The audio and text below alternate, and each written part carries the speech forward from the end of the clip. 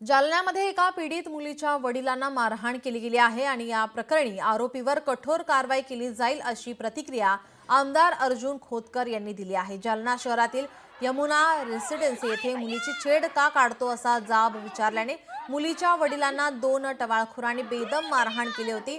या घटनेनंतर आमदार खोतकर यांनी जालन्याच्या पोलीस अधीक्षकांना त्या घटनेतील आरोपींवर कठोर कारवाई करण्याच्या सूचना केल्या आहेत।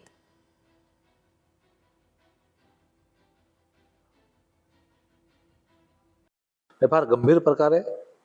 काल मला इमेजिएट माहिती पडल्यानंतर मी माननीय पोलीस अधीक्षक यांना बोललो, डीवायएसपीना बोललो आणि त्याचे जे कोणी आरोपी असतील त्याच्यावरती कठोरात कठोर शासन करावं अशा प्रकारच्या सूचना मी त्यांना केलेल्या आहेत। त्यामध्ये काही आरोपी आता फरार झालेले आहेत, तुम्ही ऐकलं। 2 आरोपी अटक केलेले, मूळ आरोपी अटक केलेले आहेत आणि जे अजून काही आहेत त्याच्या मास्टर माइंड त्यांचा शोध घेऊन पोलीस त्यांचा शोध घेते आणि त्यांना तातडीने अटक करेल।